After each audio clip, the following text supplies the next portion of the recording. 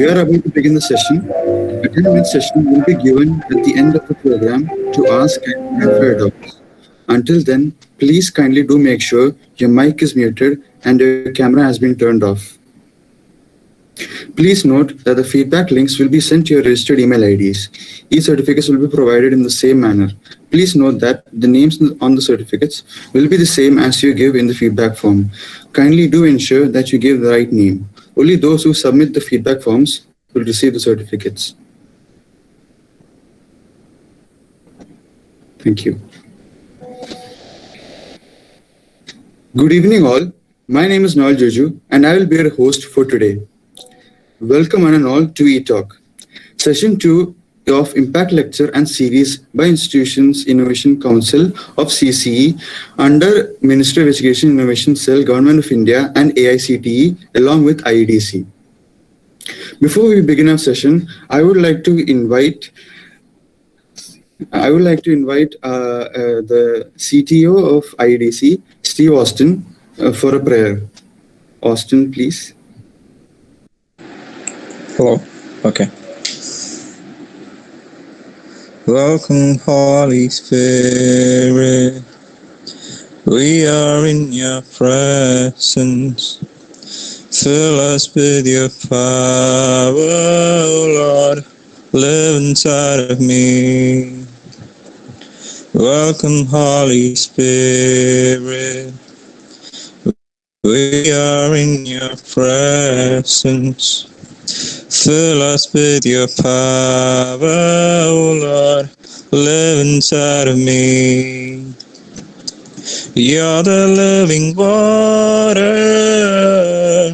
never drying fountain, comforter and counselor, take complete control. Welcome, Holy Spirit.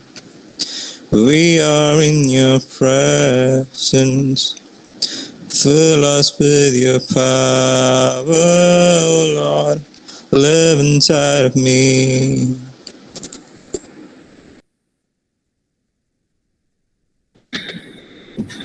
Thank you, Steve. Now, Christ College of Engineering, established in 2015, is a new entrant in the field of professional education providers. The college is managed by CMI, Congregation of Devamada Province, Thrissur, and is a part of the Christ Educational and Charitable Trust in Nyalakoda. I extend heartfelt welcome and gratitude to our Executive Director, Father John Palekara, and our Joint Director, Father Joy Paipalil, and the Captain of our ship, Principal Dr. Sajeev John, Sir. I also extend welcome to all the Kerala Startup Mission officials present. Special appreciation and greeting to the Nodal Officer of our IDC cell, Rahul Manohar, Sir. I would also like to welcome the CEO of IEDC, Christ College, Thomas Sibi. The Innovation and Entrepreneurship Development Cell IEDC aims to inculcate and strengthen the entrepreneurial quality and motivation necessary to develop knowledge skills among the members of IEDC. We aim to impart basis managerial knowledge and understanding, which helps students to formulate the effective, innovative, and profitable project. Now for the welcome speech, I would like to invite our Nodal Officer and the Coordinator of TBI, Rahul Manohar, Sir. Sir, please. Thank you, Noel. Most respected Executive Director Father John Paliekera, Joint Director Father Joy Payapalli, resource person for today's session, Dr. Arun Surendran, sir, my dear faculty friends and dear students. Once again, a very warm good evening to one and all. I'm extremely happy to sit here in this particular Google Meet for an e-talk. You may be thinking why, because each and every week or each and every month, at least we are having two programs, either in the entrepreneurship area or in the innovation area. Today we are having Dr. Arun Surendran for an entrepreneurship talk. So why I'm happy today is because I do have a story that connects me to Arun sir. I'm extremely happy to share that particular story right now in this particular meet. According to me, he is one of the person who I do admire a lot. I have seen him from a greater distance. I have learned many things from him. I'm damn sure that he's thinking right now, I haven't met this person till now. Yeah, he do have that beautiful smile with his face right now. I'm damn sure that he's thinking, I haven't met this person. I haven't met this guy for this long. Why he is flattering this much? Sir, I do have a small story to share. 2 years back, we here we do have our executive director, Reverend Father John Paliekera. He is actually having a taste of entrepreneurship, and he's a person who looks forward to create an entrepreneurship ecosystem in our college. Price College being a new entrant, we doesn't have that much specific type of assistive things to create a great ecosystem to enhance the entrepreneurship in our students. But Father John Paliekera is always very much instrumental in inculcating this entrepreneurship skills in the students. He always thinks that if a person or if a student is capable of creating something, marketing something, obviously he'll be able to create a great success in his life paths. So 2 years back, we were actually thinking how to start or how to provide a better start to make a great ecosystem in our college. Our answer was a technology business incubator. So 2 years back, we do have that discussion of creating or starting a technology business incubator in our college. Obviously, the first nodal agency to ask about this concept was Kerala Startup Mission itself. So I made a call, since I was a nodal officer at that particular time. I made a call to Mohammad Riyaz sir, the project director, and Shrikuti. She was the coordinator of IEDC at that particular time. So when I had a discussion about TBI or the starting of a TBI in our college, the first name that both of them, both Shrikuti and Riyaz sir, suggested was that of Dr. Arun Surendran. So Shrikuti told me that he's a very busy person. Please don't try to call him all of a sudden. Please look at him from a particular distance and learn from what he have done in Trinity College, the concept, the model that he have introduced in that particular college. So I just went back and I just searched about Trinity College and the special ecosystem and the special method that he had introduced in that particular college. It is exactly not at all, I'm not at all flattering. It was a very amazing model, and I was fascinated to know more about that. So I just went through his, profile. I just tried collecting more and more information about him through Shrikuti, Shalini, and all the people who are there in Kerala Startup Mission. And suddenly I got a book named The Startup Habit. I believe that book is available in Amazon. I believe that because all the students who are looking forward to be an entrepreneur, I believe that this is a must read. So from that book, I have got great ideologies to develop and start up ecosystem in almost all the colleges. From that particular moment, I do have a great admiration with Arun Surendran sir, and that's what connects myself and Arun sir. And I'm coming back to the same point which I was repeating maybe some times back. I don't had any physical interaction with him. I haven't had a talk with him, but there is something which connects me and Arun sir. And I believe that that's the letters, that the wisdom that he has spread through his book. So I'm very much happy to have Dr. ARUN SURENDRAN here in our session today. I was actually looking forward for an physical session, so that our teachers and our students will get a little bit more motivated. And I believe that Father John Palekar will appreciate that particular event. But we were waited for this much long, and all of a sudden the next person comes in, Dr. Sarita Menon.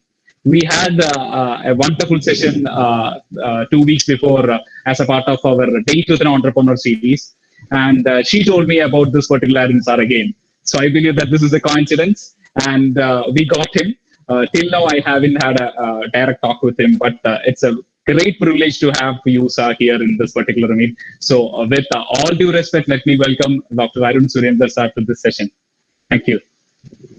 And we are not having an official ceremony here, but we are having the blessed presence of Reverend Father John Palekar here. He's our Executive Director. Father, welcome to the e-talk. Yeah. We are having our pillar of strength, Reverend Father Joy Payapalli, our finance director here in this particular meet. He is the master architect of our college. Welcome, Father Joy, to this particular event. Thank you. Thank you. And we are having our principal, Dr. Saji John, sir, one of the best academicians I have ever seen. Dr. Saji sir is here, and our vice principal, Dr. V.D. John sir, is also here. So we are blessed with the presence of the management, principal and vice principal in this particular talk. Welcome to you, sir. Both Saji sir and John sir to the session. Thank you. Thank you, Rahul sir. Thank you. And we are having a great number of faculties here. Actually, we are streaming the same thing in YouTube, and we have reserved the seats here for staff, because I want my faculty friends to hear it directly from you, ARUN sir. That's why we are we have invited almost all the faculties of Christ College of Engineering here in this particular meet. So in a single word, let me welcome all my faculty friends to this particular program. Last, not the least, all the IEDC students, all the students in Christ College of Engineering and all the other colleges, I extend a warm welcome to this particular show, and I believe that this will be a great session in your life. So with that, I'm winding it off. This is Rahul Manohar. Thank you.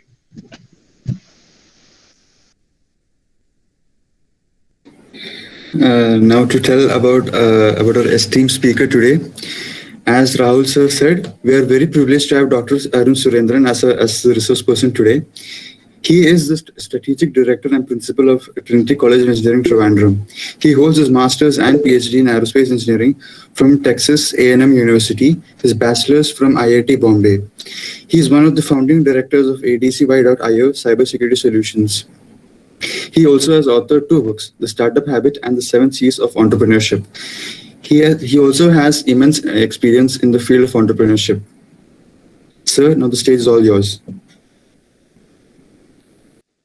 Okay,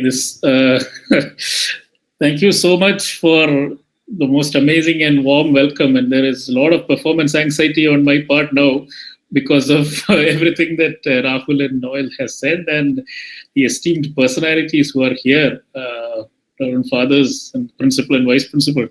So my first request is kindly whoever is sitting in a presentable way to please turn on your camera so that I can have some kind of a live feedback about what I'm saying and how it is being received. So whoever can turn on, I can currently see only Noel and Rahul. So if more of you can turn on your camera so that I can see you while I'm talking, that will be so much better, because, as Sir rightly said, live interaction would have been great. I hope we do get a chance, at least later this year or next year, to actually visit your great college. I would like to start by congratulating Christ College. I read the email that KIIDC project has been handed over to you in Providence. That news came just a couple of hours ago. I received the email. We were one of the colleges that had bid, but I think we didn't bid hard enough or low enough, so that Christ has landed it. All the very best. It's a great project, and it's also a project that can help you create more startups on your campus, because it's massive in its scope, and the range of engineering that needs to be done would be quite interesting. So it looks like nobody is their camera, so I'll be focusing just on Noel and Rahul. Perhaps it's the night, 7 o'clock, and people are in a much relaxed mood at home, much like how I am.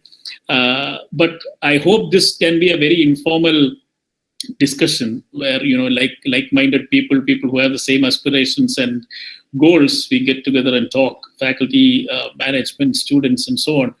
So I think in Rigveda there is a statement called Sangachatvam Samvadatvam Sambho Manami Janate. So let's walk together, let's talk together so that we'll understand what's in each other's mind. So this is a walking together, which the topic that was framed for me, Steve was in touch for the last couple of weeks, and Sairida told me before that, it's how to start an ecosystem, a startup ecosystem. But I think you already have started it. I saw in the presentation you have a 3D printing engravers company that's going on, which in itself is a great start. The enthusiasm of the students is palpable by this massive participation here of faculty. I'm very, very hopeful. So I would like to share a few things about the Trinity journey, basically to discuss how the evolution happens and how it's beyond the control of any single person. Whatever that has been said about me, it's because of a massive team that works on the ground. Most often I'm just the spokesperson who comes in front. And the teamwork that actually makes the dream work. So let's start by addressing this. Why do we want to start an ecosystem of startups in colleges? Everywhere I go, that's the fundamental question to which faculty will take the students to. And that's usually where any such chance of an ecosystem fails, or birth of an ecosystem fails. And this has been same for over a decade now, because my co-author and senior advisor and mentor, Dr. KCC Nair, who started the Technopark TBI, the first incubator in Kerala that went on to become the Kerala Startup Mission. He used to tell me these stories of where you go to a college, you give a long speech, you motivate the students, and they're all pumped up to get into entrepreneurship.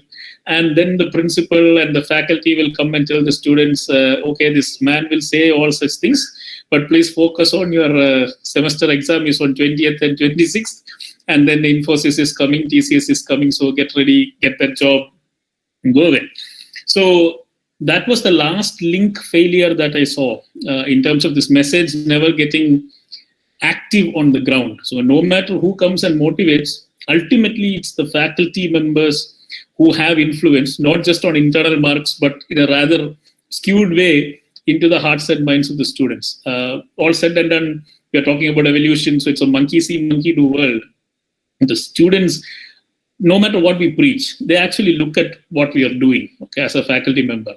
And unless that message, just like how Mahatma Gandhi said, unless you live your message, the message fails.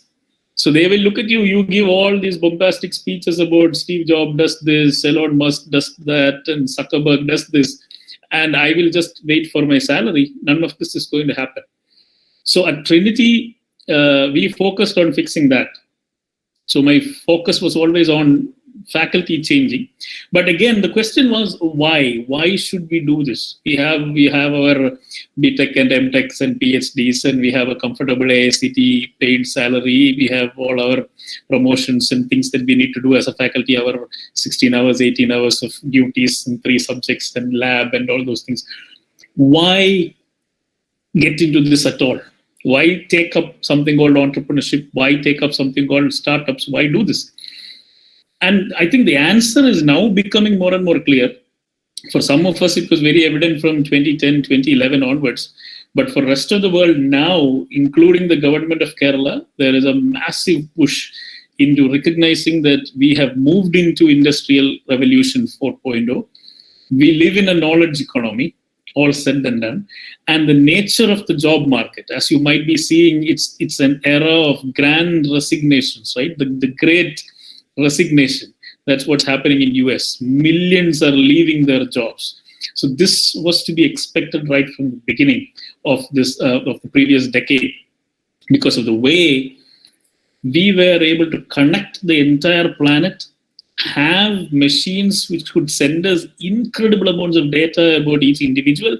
We could customize all the services, procure them from any corner of the world. And when it was based just on monetary benefits, you could do that, or you could base it on the quality and so on. So the whole world shrunk very quickly.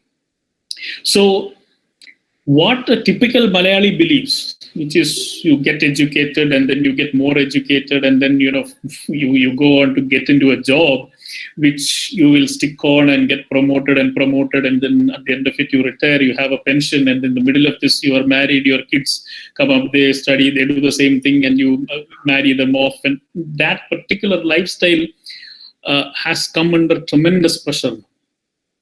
There are still people, currently admission is going on. I do meet a lot of students who come from 12th standard who keep talking about how can I get a government job. So the total number of government jobs for the next 5 years would hardly be 1 lakh or something. And that counts across the spectrum, all the categories.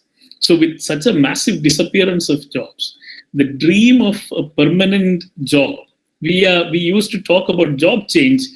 Now we start talking about career change.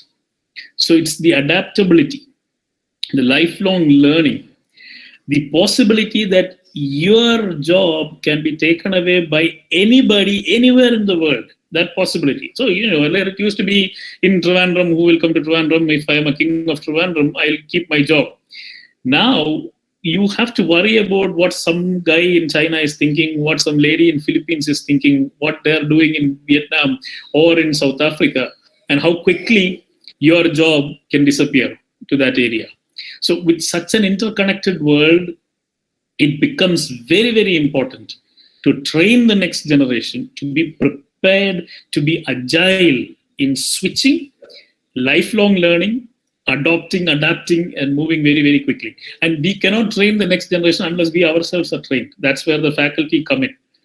Unless we are easily, I'm not talking about I taught signals and systems this semester, next semester I'll teach antenna, microwave. That's not the adaptability we're talking about.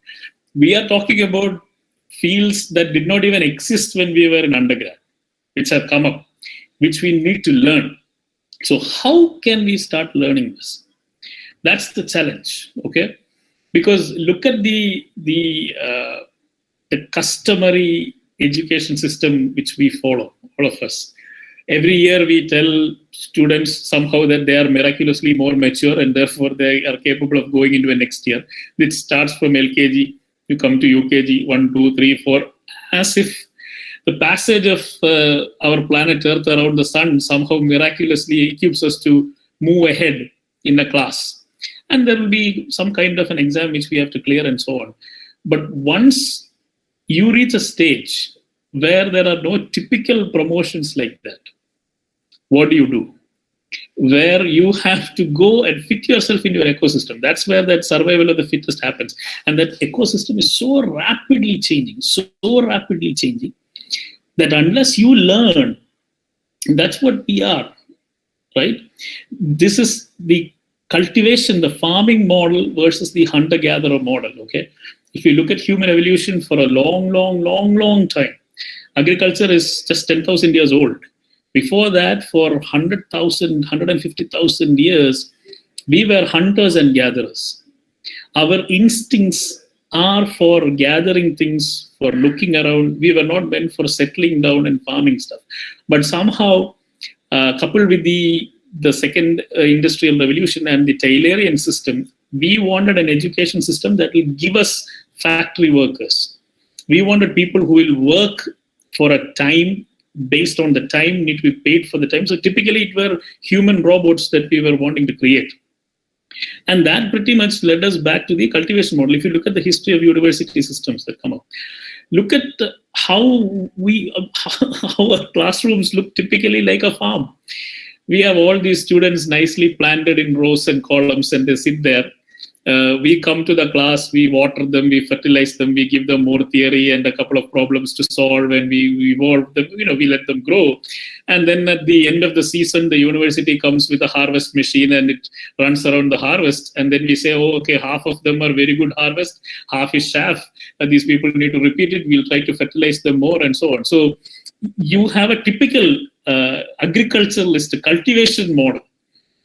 But look at how modern technology has captivated the entire hunter-gatherer model in us. What do we do on Instagram and Facebook? Why are those things so addictive? Why is social media and the internet itself so addictive? Right? Zuckerberg knew it when he was in Harvard that people want to look at other people's lives. Look at the photographs. We want to hunt and gather information about everybody. We want to know what the neighbor is cooking, whether their life is going to hell, or the other person's son has gone to some foreign university, whether he got married to a white woman there, is there a problem there? We want to hunt and gather this information. We are very, very good at that. But this hunting and gathering instinct is never tapped in education. We are simply giving stuff to them. We don't have the time and luxury. I'm not blaming faculty members, because as long as we keep an exam system where these are the questions, what are the answers, if you know the answers, you're promoted, there is no luxury of allowing students to go around and hunt and gather things.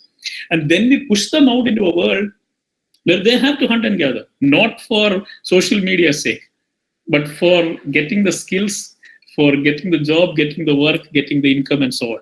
So this is the mismatch, which answers the Simon Sinek's famous why question. Why should we take entrepreneurship seriously? Because the typical job market model is broken.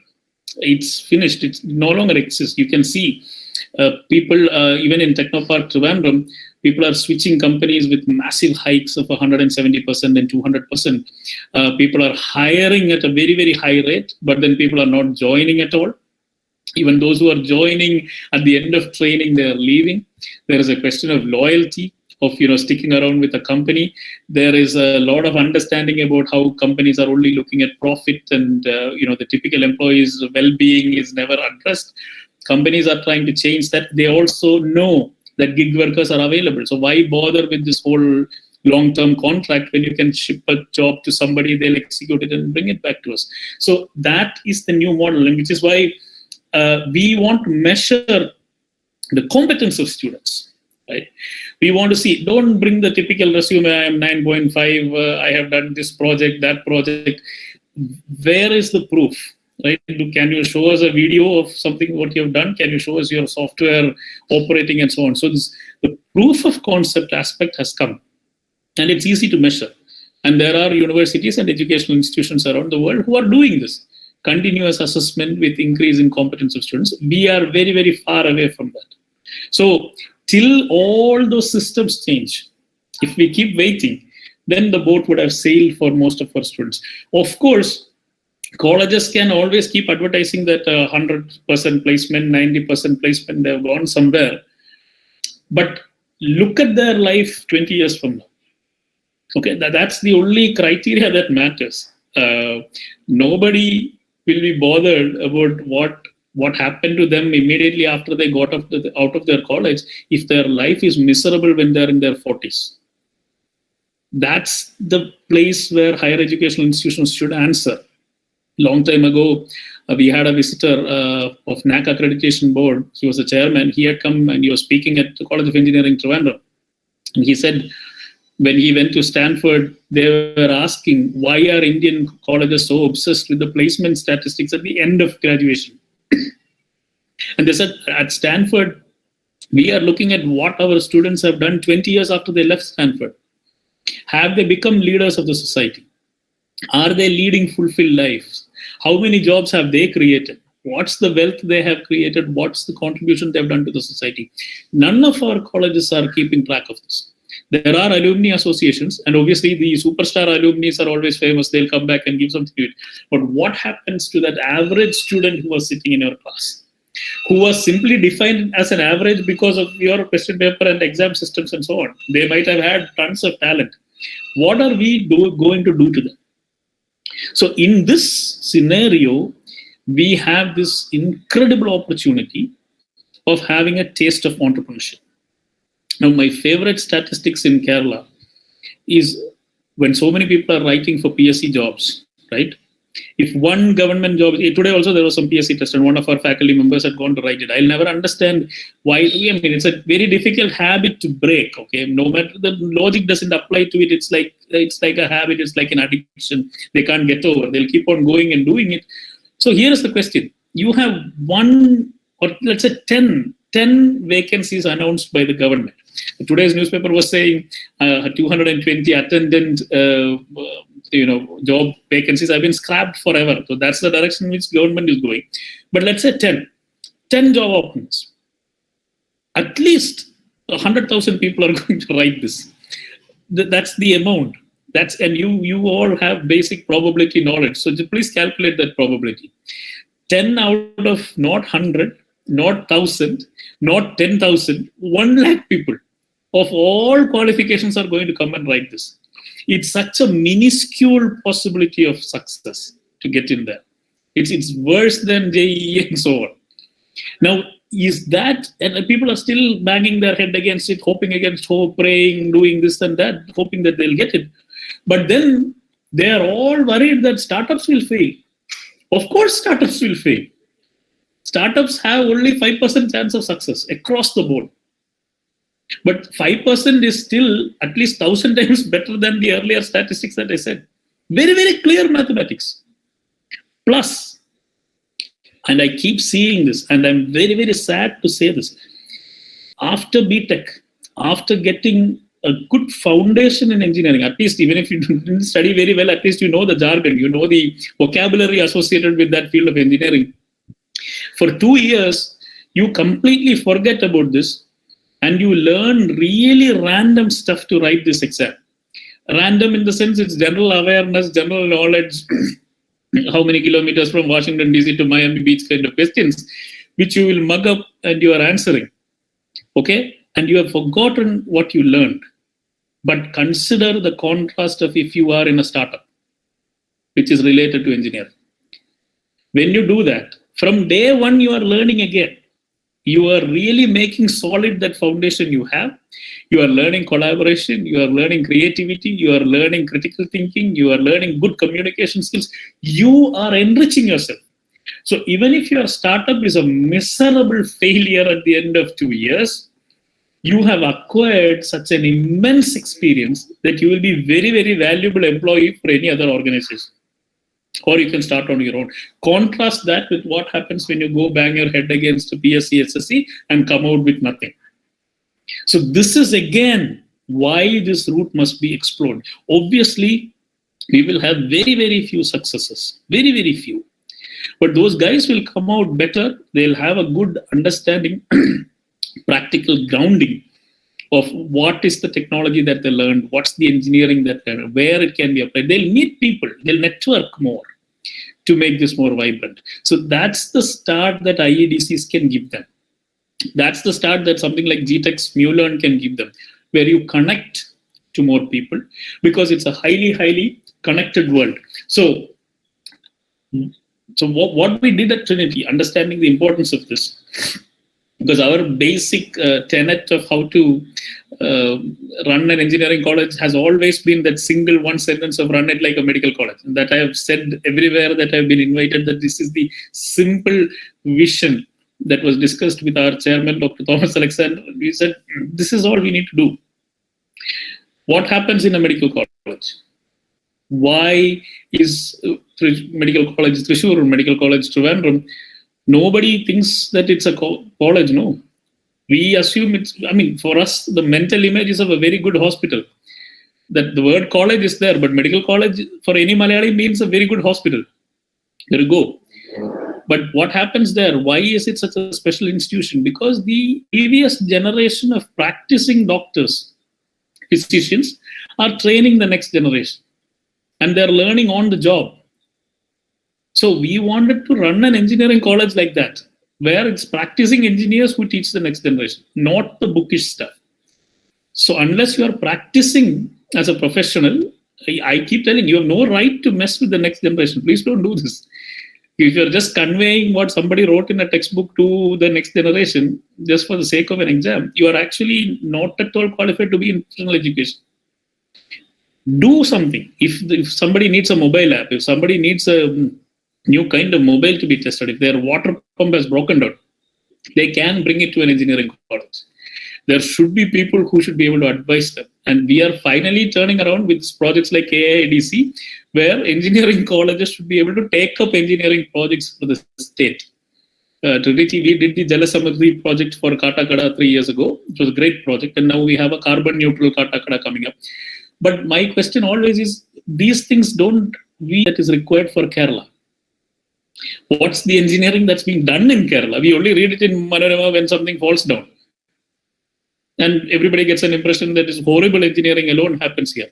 Which are the great examples of great engineering that happens, which we need, our land needs. When will they come to the syllabus? Instead, we are talking about what a fundamental need of an entrepreneurship or a business or a startup is to have a client. Somebody should buy the thing from you. Somebody should appreciate you trying to improve their life. So you will connect to somebody local, somebody international, but at least something where there is a practical application of what you have learned. And that makes a big difference. So with all these factors put together is why we insisted on faculty should start companies so that students can have a realistic feel. We are not, once again, now there is a lot of promotion about Series A funding, Series B funding, and so on, which is venture capital backed startup ecosystem, where you are basically supporting somebody's vision with money. What we need, more of what we need is more towards the medium and small scale enterprises, which can provide local jobs and then scale up later on, of course, but which are more driven by innovation and technology. So which again needs to be rubbed off on the students by somebody who they can see on campus. And the ecosystem should be supported by the entire stakeholders. Nobody should stay outside this, at least in spirit, everybody, starting from the management. That's what I liked when you started mentioning that from the top down, if it's a support system. Otherwise, this will fail. The management should understand, the faculty should understand, the principal should understand, the alumni. One of my the best, greatest happinesses was two of our students who went to Canada to do quality control masters, and they finished, and then we talked, and they said, yeah, eventually we'll start a company. 2 years we are going to work. But that startup bug, if you can feed that in the college level, that eventually we should create jobs.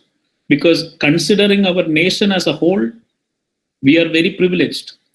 Engineering is ridiculed because engineers create very good memes. Okay, we are very good at making fun of ourselves. So everybody thinks there is too many engineers in the world, too many engineers in India, and very low quality engineers. But look at how many engineers, how many people can do. Our higher education gross enrollment ratio in the country is less than 30%. So 1 in 3 is already out. And then look at how few become actually engineers. So it's a very privileged investment that the country and the society has done to you. And therefore, it becomes a responsibility that we create jobs. We don't walk around. Whenever our chairman comes, he keeps talking this. He got his BTech from Ramaya College, and now he can provide employment to 10,000 people. So that's what he keeps insisting. Give jobs to 10 people. That's a responsibility. And that again will come through this route. We can be very, very selfish about, just minding our own business, getting a salary. And I should say that as well. Nassim Nicholas Taleb, the great stock market trader turned philosopher turned economist, he mentions this, and you should all read this book called Skin in the Game, where he talks about how people who don't have skin in the game, which means they are not taking any risk with a venture, shouldn't talk about that. But that's exactly our problem. Our policymakers have rarely this thing. Most of the people who come and preach about entrepreneurship don't have their own startup. The only reason why I agree to give talks is because I bear the cross of entrepreneurship. I am aware of how a startup suffers.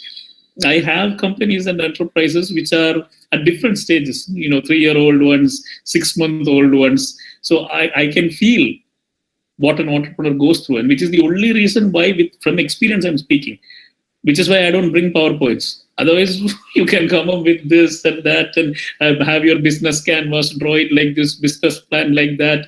And then you understand that the first day there is a power failure and your delivery never went through. The guy said, go away, he's not interested in paying you. That's where you start learning.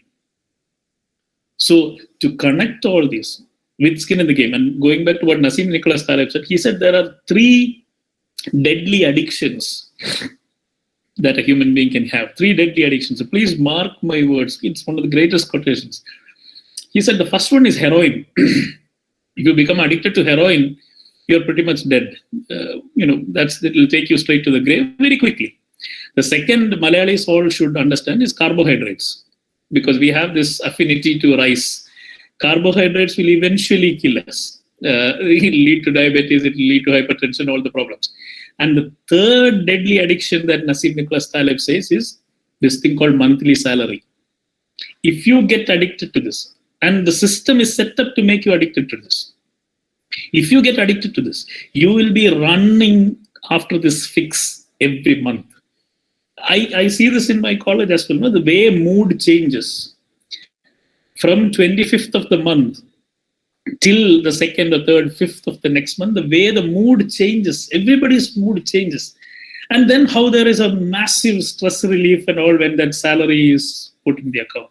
We can say a lot of this has to do with people have EMIs, we have troubles in this and so on, but learn to look at it from a psychological addiction point of view. Why do we get attracted to something where somebody like a drug dealer comes and says, I'll pay you 5,000 more, why don't you come here? So we'll go, because it's a bit more better fix, no, at that time. We are least bothered about whether he is taking us to a very unhealthy environment, whether it is toxic or anything, but that 5,000 is very important. Similarly, somebody who has you can keep telling you, okay, this month I cannot pay you, I will be 2,000 rupees less will be paid. Okay, sir, give me something, but I need something, no? We have students who come for application, small workshops, skill development workshops at college. So when they have learned something for 2 weeks, they learn, let's say, Android app development. After that, if I go and ask them, okay, they are very nice, very smart people. So I tell them, look, we have two options, okay? Either I'll pay you 5 lakhs a year, but I don't know when I'll pay you. I'll give it to you in writing, full legal document that 5 lakhs per annum is your salary. But maybe you will get it on the December 31st. I'm not very sure, but I'll pay you. Do you want that? Or are you happy with the 20,000 per month? Everybody is happy with the 20,000 per month. So straight away, I'm making 100% profit. 2.4 lakhs is all I need to pay. So we have this system where unsteady cash flow is not being taught. And faculty who are salaried cannot teach it. They cannot teach students how to be happy with unsteady cash flow. Most of our students go outside and learn it by themselves. They are comfortable with unsteady cash flow. They don't want everything in a monthly. Once in 2-3 months, something comes, even pocket money, or they may be selling something, that they are comfortable with that unsteady cash flow. That's one thing you need to learn, because that's how big businesses, great business minds operate. They calculate 10 years down the lane what happens, not whether November beginning what will be my salary. If I don't get my salary, what happens? We cannot plan big term, long term projects stuck in that mindset. The second one is to be active 24/7. Okay, round the clock. You don't know when that business is going to come. You don't know when that client is going to call. It could be 2 a.m. It doesn't matter. And the only way you will be awake and active is if it is your passion. If it is something you really, really enjoy doing. Right? So I'm telling, if the college management can very easily check, no, just tell the faculty members tomorrow 9 o'clock there is an event, everybody should stay back. You will understand what I'm talking about. Because this 9 o'clock is not there in the schedule. So we have a culture where work is what we do from 9 to 5, and then we make some money, and life is what we do with that money, which means more than half of life is wasted in an unpassionate thing where we are not pursuing something we really enjoy. So if we could make that 9 to 5 very happy, and this is one of the blessing that I have received, is that at 7 o'clock you call me, I'll come. To talk about entrepreneurship, I'm very happy. You call me at 9 o'clock also, I'll come. It doesn't matter, because it's meeting people, telling them, sharing the experience, which I really like. It has nothing to do with what time is it. I think Steve knows. He called me. I was just asking him for a shift of date, because yesterday I was meeting 2 of my school friends after 25 years. And they have their own thing. One came from Switzerland, the other came from Chennai. So that I couldn't substitute. So that had to be, because they're flying back today. But again, whenever you have a culture, you have the habit that what you do, you thoroughly enjoy. I keep telling this to Trinity students. Whatever you do, whatever you enjoy doing, you'll keep getting better at it. It's very simple. Just look at your life. Whatever it is that you enjoy doing, you will keep on getting better, whether it is video games, whether it is watching TV, whether it is unnecessarily scrolling the social media. You will become expert in social media. You will understand how quickly to navigate and stalk somebody and so on. The more time you spend, the better you will get. So please pick what it is that you want to get better at. Is it learning new things? Is it serving a lot of people? What is it? So once this can be arranged, and I'll take maybe 5 more minutes, creating an ecosystem is quite similar to creating a business itself. So that is my second book, in which I had tried to capture this, and being a professor, I tried to make it simplified and easy to remember. So I called it 7 C's, which are the 7 C that you have to remember. First is to curate, which means there is tons of information coming to you. Whoever is interested in creating this ecosystem must sit around and think and filter that information and really curate it to find out what kind of ecosystem are we trying to set up. The second C is client. Who are we trying to serve? If you are trying to serve the management, it's a totally different thing. If you are trying to serve the students, it's a totally different thing. You can serve different sets of clients, but each of them need a separate kind of customized ecosystem to go through. So decide on the client, and then you develop a concept. This will be the concept. In Trinity, like I said, the clarity was like a medical college. If you can boil things down to very simple concept that everybody can understand, and try to get that concept, then consult the hell out of your idea. Go talk to everybody. We have an issue where people think the idea will be stolen. By what? By whom? For what? Your answer can be copied in the exam because it's just 2-3 lines.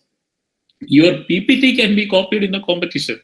If it's a business idea competition, you go there, present, somebody else might hear your idea, they might present it, but that's for competition.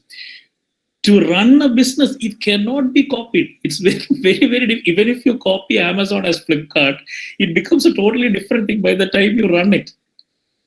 So don't be afraid of telling people, because maybe your advice will come from your grandmother. She'll tell you what's the stupidity in that idea that you're saying. So consult with more people. Then you create it.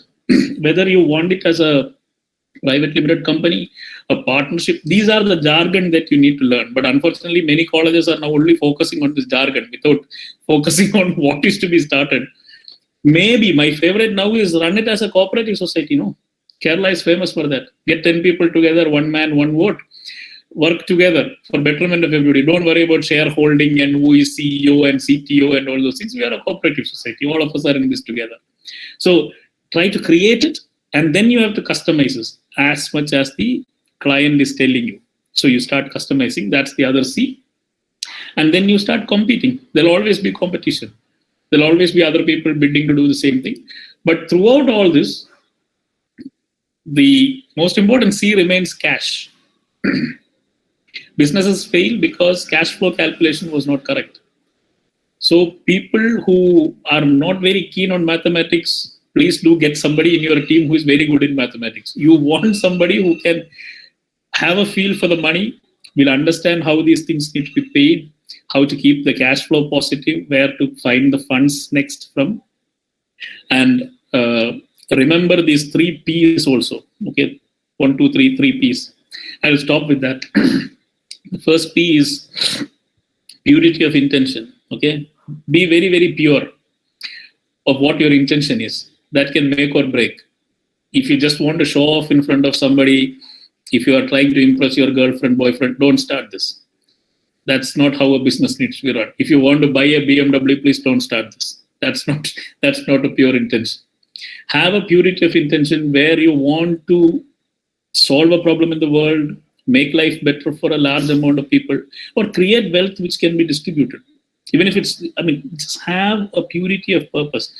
And that's the first one. And have this purity of purpose in every single thing you do, okay? Don't go for a presentation just because a presentation had to be given. Don't half-heart anything. Be very, very pure. The second is, it's always about people. It's always about people. Your bank is made of people.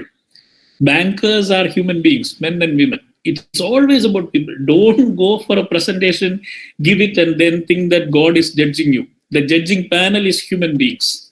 They make the decision. It's always about people. And many students forget it because they don't know who is valuing their university answer paper. See, that's a hidden agenda. Somebody is hiding somewhere and correcting your paper. But rest of the times, when you are in business, you're talking to people, you meet people. You are serving people, your employees are people, your co-founders are people, and people have their own brains and their own lives. As engineers, we tend to objectify them. We want them to behave in a particular way, characteristic way, object-oriented way, but they are people. Please put people first. Your family, your company, everybody, it has to be people. And the last thing is patience. Things take time. Just because you created a business plan today doesn't mean at the end of 2 months, 3 months, 10 years, something should happen. But once you have the purity, the best example, and I keep telling this to my students as well, we are all familiar with love stories, no? People, especially college students, you know how you fall in love, how you have your romantic pursuits, right? Think about that. How does it work? It's not like you decided on somebody, you like somebody, you have a crush, you immediately rushed there, wrote a business plan, solved all the problems and finished it. No. You take time. You want to cover all the angles there.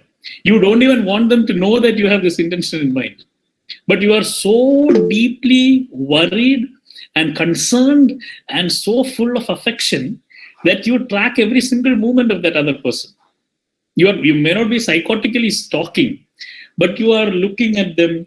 You are worried if they look ill or sick or something happens to them. You try to help them in different ways, this way, that way. You try to find out where they are going to be at a particular time of the day or time of the year, and you try to be there as well. This is exactly what you do to a client. Okay, you don't jump there and say, please give me your business. You first prove to the client that you deeply care about them. You go there, you help them, and then, because they are also watching you, this I'm sure you understand what I'm talking about. They are also watching you.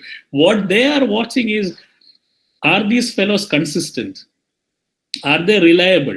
Are they robust? Will they stick around? Do they have what it takes to survive through ups and downs? They are watching. So your time will come. So we all, fortunately or unfortunately, learn patience through this particular exercise. All of us go through it.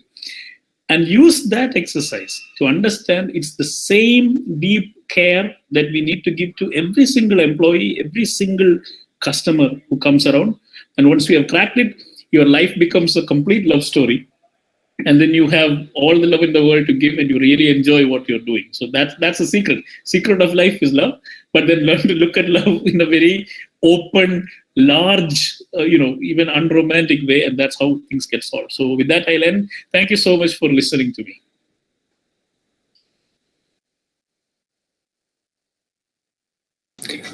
Thank you, sir, for those very wonderful words. Very inspiring, I would say. Now for the vote of thanks, I would like to welcome Thomas Sibi, the CEO of IEDC Cell. Sorry, sir. I do have some questions. Yes, please. Yes. Yeah, it was actually fun to hear you, to be very frank, because you have actually quoted all the very famous principles and all in a fun way. Okay. I would like to know more about the T team. Actually, the T okay. that you are having, especially the programs that you are conducting, Idea, Time Fast, Head Start, all those beautiful names, all those beautiful verbs that you are using as some particular programs. So it will be great if you can share a few words about that, because that will be great for our faculties also. Before COVID, we could bring most of these entrepreneurs, and many of them, like Sarika, are very good friends. So, we could use their expertise for our students at any given time. Now, during COVID, we needed a way to get that thing done online. So that's where the T-team concept came from. Everybody listed on that site as a mentor is a very close friend. Okay, very, very close friend or mentor whom I can call at any time. So we created this 5-day evening workshop, and then it lengthened into a 10-day evening workshop where very, very few individuals would come, maybe 10 people. And they will get to listen to experiences of these entrepreneurs. And we'll also give them probing questions about why they want to get into business, what is it that they would like to do. So those things, and then at the end of that, they could just go their way. So it was just listening to these people and then thinking that T-team workshop used to be. Plus, obviously, there were these quick stuff things, which is a business plan thing, business canvas, just do your ideas. Now, every year we want to start it right after the summer break. This time KTU has poured a lot of water on it because the exam times have come. 2026. There is no way we could get a big bunch of students together. So today I restarted kind of partly IEDC. We had an offline session today. Lakshmi Dhanachandran was there at college. She spoke to our S7. So we are trying to maybe have a hybrid model. Have somebody from abroad also talk to people. UK, how is the situation? US, how is the situation? Germany, how is the situation? It's just a question of exposure. The more, because one thing that this generation hasn't understood is the potential of social media. Actually, they are all looking at what the neighbor is doing, what this fellow is doing, that fellow. You have now the opportunity to find out what your age group is doing in Korea, what your age group is doing in Singapore. Look at the student groups of college campuses there. You will find a lot of things which are very, very entertaining for you, but you'll also find what are the directions in which they are thinking, the dynamism. And that connect is very, very, very, very useful. Very, very useful. So please use that. So T-team, as soon as we have the next workshop lined up, I will obviously contact you, and we can have Thank you, a couple of students from your IEDC also take part in it. Obviously, I am again about that particular verbs: idea, time, past, head start. Any single statements regarding all these things? No, those are all custom-made programs. Yeah, because we didn't want to do everything that was large-scale, long-term. So we wanted very simple stuff, very short-term stuff. So we devised different programs that way. So names will keep changing whenever we can put them in. Obviously. So when we have started to build that ecosystem in our college, maybe 2 years back, we started a TBI.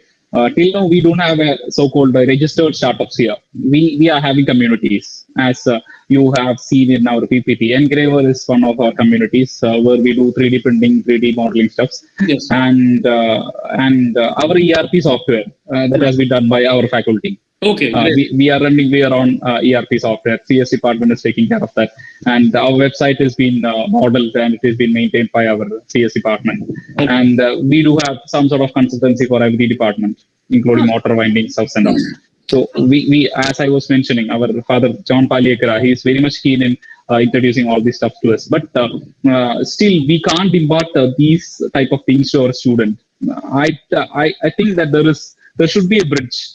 We have to transfer all these things to our students. So is there any particular, advice, I should say, how to make them a little bit more active? Because fortunately in our campus, or unfortunately in our campus, we are getting a good number of placements in TCS, Infosys and all. So people are more attracted to all these stuffs and all.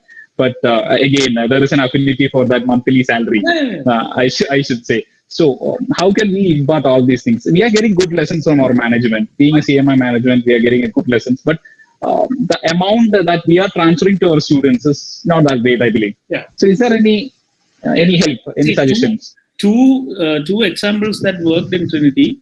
One was Jimmy Bendick's CNG engineers. This was an MEP design company. Okay. Now they're really big. They have office in Dubai and they have office in Trivandrum. He has moved out. But what he did was to pick apprentices. And even Vipin Govind did that with Kinesis. they will pick apprentice from second year onwards. They know these students and they'll like ask them if they're interested in coming and working for the company, and maybe for a very small payment at that time, but it will be like a very structured work. They stick around and do something. So your computer science department, maybe for ERP maintenance, pick a couple of apprentices who can do this. And our ERP, initial ERP, now the current one is different. Initial ERP was done by Vivek Stanley, who was our computer science faculty. Then he went on to set up a very big IT markers company, and now he was one of the first companies that graduated out of Trinity. But I like the apprentice model so that the students get a feel. And the faculty, because you said if ERP and website building are done, just spin it off as a small company and keep no harm. That'll give a flavor of how the corporate, you have to file the taxes, the GST, this and that. But those are all required, the bells and whistles that come with the territory. So that'll be a good exercise for faculty as well. They'll feel like business people, so they can think about how to land more clients. And there again, they can get apprentice students to do the digital marketing and things like that for them. So the apprentice model, or you can call them intern, doesn't matter. Give a certificate at the end of it. They'll be happy for it. But that would expose them to this. Otherwise, our interaction will be restricted to studies related. So this is one way. Make it competitive so that only there is an element of competition to get into this apprentice positions and so on.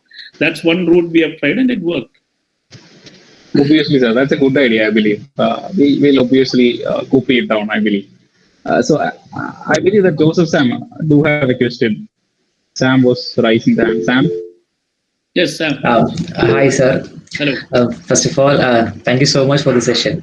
To be honest, I was not literally listening to what you were saying. I was actually enjoying what you were saying, all those points. To be honest, those points you said, it was something even I wish to tell to the public, especially to our education system or something, to point out something. And something I had to ask was very similar to what Rahul sir just asked. That is, so what do you think our education system is driven to? Whether it is you said about the 9-to-5 system, 9-to-5 job system. I have read about it that some people call it as the rat race. Yes. The 9-to-5 system. Yeah. So what do you think our education system is driven to? It is actually pointed towards the 9-to-5 or the other hand? So, see, our education system works by the principle of selection. Okay, it has nothing to do with actually giving any of you any education. We are only interested in sorting you out. Okay, that's all. You guys come from LKG, UKG, first standard, first standard. We are simply sorting. We put an examination and sort you out, and keep on winnowing out people who can keep coming to the top. So every time you put an exam is not educational at all. An exam is only there to sort the generation out, which is what the British did. Why are we doing this? The education system, on the other hand, should actually help Joseph Sam become whatever he wants to become. Here, we are trying to tell you, you can't be this, you can't be this. That is our only way. That's the only thing we are telling you. We are not telling you what you can be. We'll keep telling you Infosys rejected you, can't be in Infosys. So, go find the other company. We are never trying to tell you, how can I get into Infosys? That part. So it is a simple sort, and that makes sense because we are so hugely populous. Every time we talk about Scandinavian education system, how those Norwegian, Finland and all have great education system, very small population. They will insist on the best of the previous generation teaching the next generation. You need a PhD to teach in the next kindergarten. So look at how exponentially you are increasing the potential of the generation. The best of the previous generation will come and teach the next generation. What is our condition? Our condition is the best of the generation gone. They are gone abroad, they went away. So we get second generation. They will try to get into the industry. Try very hard to get into IIM and IIT and they're gone. Then the next category. So finally, your faculty will be good. They were selected. But you are going to that tuition teacher who couldn't even become a faculty anywhere. He is the person who is teaching you, which means worst of the worst. I have this example.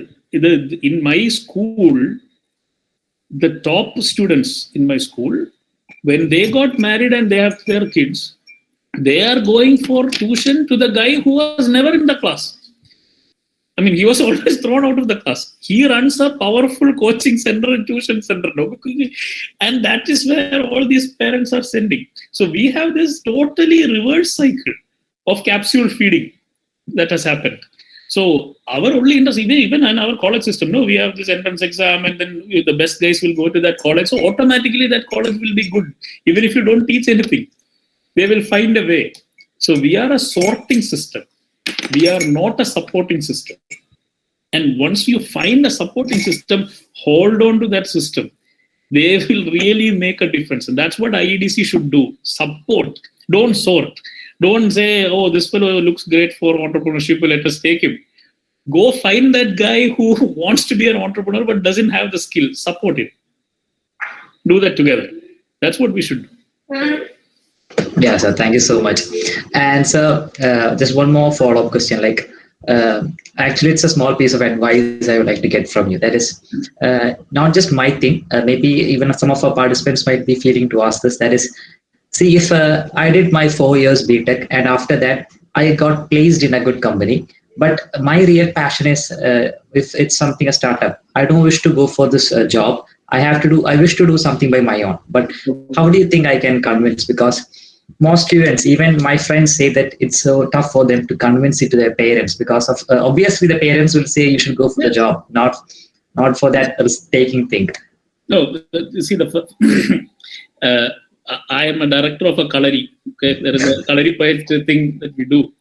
So one of the defense techniques in Kalari Payat is to lean on to the guy. Okay, if somebody is catching your collar, you try to pull. It's a wrong thing. You lean on to him and then go away. They're least expecting that. So you take the job and go. Okay? Your parents are happy, your faculty is happy, everybody's happy. But please understand, your life is not ending here now. You have a long life. You have the time to plan. Please, all of them. It doesn't matter. In 1 year or two, you will get the experience to either go abroad, do some studies, become into management or something. Take your time. The average successful age of an entrepreneur is 40, 38, 40. It's not 22. We will get exceptional cases in 22. That's why they are in the newspaper. That makes us think that everybody is like that. But otherwise, it takes time. What the IEDC is supposed to do is to put that seed into you, not make you set up a company. And then tell all these parents and teachers, this company that they're worshipping, that was made by 2-3 guys sitting around a plastic chair and table some years ago. You know, God didn't make it, man. People made it. And they did it because their parents did not tell them, don't do this. Narayana Murthy and 4 of them, they quit good jobs to set up Infosys. Right? Tata, look at the story, the initial stories of Tata.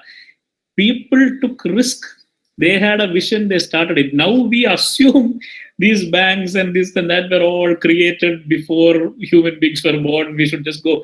That's why people are miserable when companies fail, right? They think, oh, they are beyond failure. This was my dream company. It's 5 or 6 people, maybe 2 or 3 people who started. Now Facebook is regularly failing. What's happening? People are thinking, how can Facebook fail? Facebook is a technology company created by few people. It runs on service. It can't fail.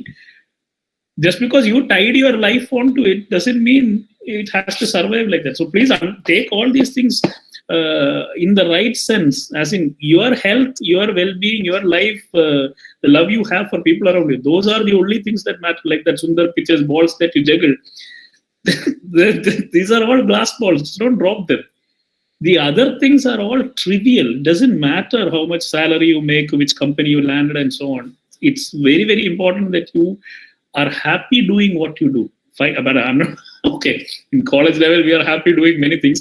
They are not productive in the sense, but do productive, happy things. Yes, Steve had a question. Yes. Yes, sir. That was a really amazing full session that we had. I'm sure about that. And what I want to say is that, like, right now, it's just exactly what Sam had said. Our parents and our whole system is or safety procurement side. And usually what happens in outside India, in America, that's what I've heard at least, is that by the end of their 17th or 18th year of age, they are kicked out of their houses and taken out to work on their own and make their own money and live on their own. But what happens here is that we are spoon-fed to the very least at the age of 24 or 23, at least when we are by the end of our college, and we have to search for a job. Then that time lapse is meant to be so long, and it's quite big. And what I wanted to ask is that it's actually a prediction that I want from your side. Let's take it as a one side. And when do you think this whole safety procured session would end? I am 43. I live with my parents. Okay, so I'm not qualified to talk about going out of your house or anything. I still come back and sleep on my bed, which I used as a teenager. So I consider it as a blessing and a great happiness. Now, the American system is different because that student loan is put on top of the student for higher education. So they need to work to pay the rent and so on. So that whole financial backing is what goes away. It's not kicking out of the house. The kids do go back to their home every weekend and something. Very close family relationships are there. But it's the financial independence that they insist on. Here, we'll do all kinds of other things, but financially, we still keep the whole thing, the power is with the elders. That's the problem. Because the moment you say, I would like to go and be a waiter in a restaurant, the whole family value has collapsed. You'll never do that. So dignity of labor is never taught, right? Labor is, we still have this difference of skill. Skill is something that, people shouldn't be doing. Knowledge is what we should be doing. What's the difference? Unless you can apply that knowledge through a skill, it's useless. And knowledge is what you get from the skill. No, you apply the skill, you get the knowledge. So I don't know the answer to the question. Maybe you will let your next generation go a little bit more, put responsibilities, give responsibility. That's what makes the whole difference. Other again, IEDC can help you. You have to feel, Steve, that if you have to pay two people's salaries, okay, and you understand that their family depends on you paying them the salary, that will make you a very responsible human being. You will get up early in the morning and do things. Now then imagine the kind of responsibility with which people who have 10,000 employees are operating. They know they shouldn't slacken it. They are filled with energy because of that. They know people are dependent on it. You cannot misbehave. Misbehave in the sense, this is a tremendous responsibility. So those who don't fall into the salary addiction have the option of actually converting that into a tremendous sense of responsibility. Don't keep other people addicted, but understand that they are dependent on you performing at your peak. And that will help you go much, much farther ahead in life. Yes. Thomas, maybe you had a question? No, sir. No, sir. No, okay. Okay. Was anybody else? Does anyone else have a question? You can either type it up or raise your hand and ask the question vocally.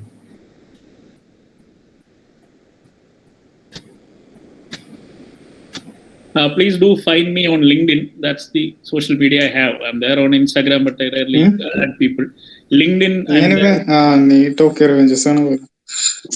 Hello? So please do add me on LinkedIn. Your mic is on. Anup Siddhan. Anup Siddhan, your mic.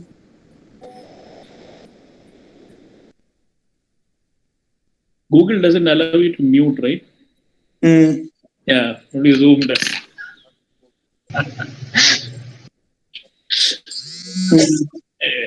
Okay. Okay, Noel, can we wrap it up? Hi. Yes, sir. Yeah. Okay. And now for the vote of thanks, I would like to welcome Thomas Sibi, the CEO of IEDC CCE. Okay. Thomas. That's what he was waiting.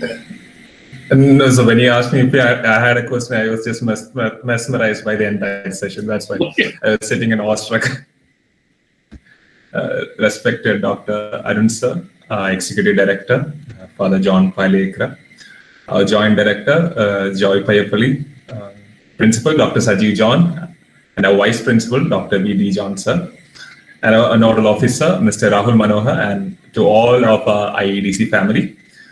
Happy to have been asked to propose the vote of thanks on this occasion. And first of all, I would like to extend my hearty vote of thanks to Dr. Arun Sir for joining us today for our very first episode of eTalks, and just being brilliant and enlightening on the topic, like how to bring up a startup ecosystem. And I really know, like, being competitive is a spirit that comes from the heart. And I'm sure there's plenty of competition out there coming out towards us to make our life exciting, as you said. And just as you said, keeping connected with people is one of the most important things that we can do. And like you mentioned, being addicted to all the things that the system has set on us is just absolutely on point. That I'm pretty sure everyone in the meet has completely agreed with that as well. And we have adopted the stereotypes as our daily routine. And listening to you, everyone here would have thought about that again and would have made a change in their daily lives as well.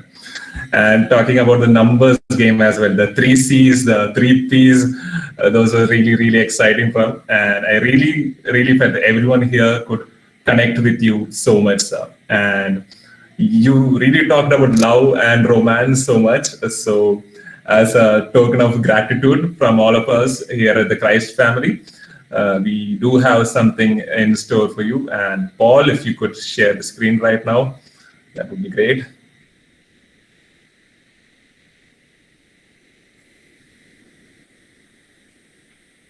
I hope you can see the screen.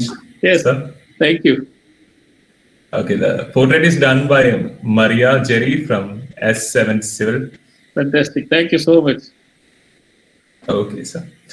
So, as once again, thank you so much, sir, for sharing all the tips and answering all our queries and making sure we all got indulged into the session.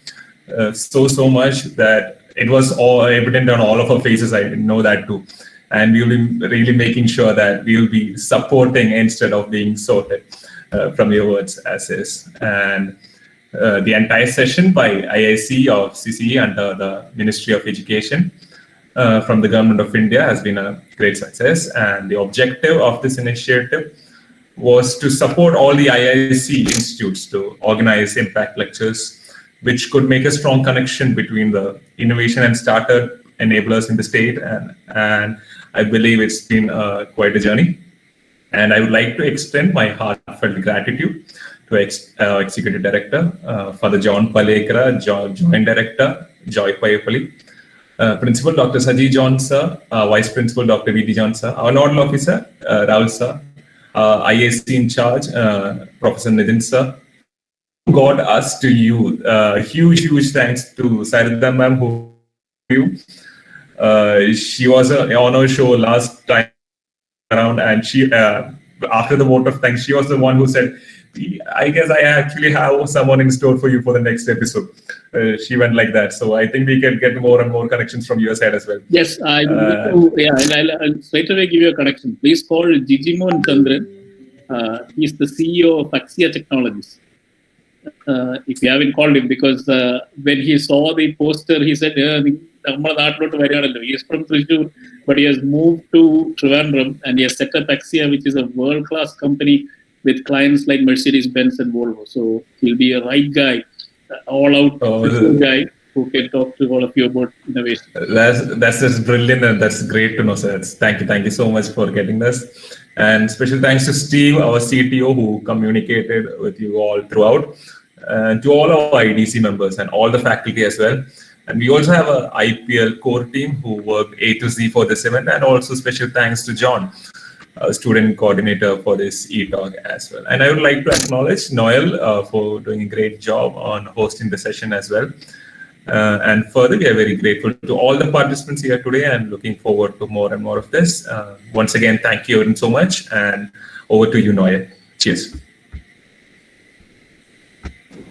Okay. Thank you, Thomas. So, Dr. Arun Surendran is an author, entrepreneur, a strategic director, and the principal of Trinity College, Trivandrum. Thank you so much, sir, for sharing your valuable time and knowledge with us. Thank you, sir. Okay. Now, on behalf of IEDC, I would like to thank each and every one of you for attending the session. We hope you had fun. We look forward to seeing you at the next event. We truly appreciate your support. Hope you have a great rest of your evening, sir. Thank you, sir. Everyone can leave now. We have also shared the feedback form for the session. You can, for e-certificate, you can go to the form. Thank you.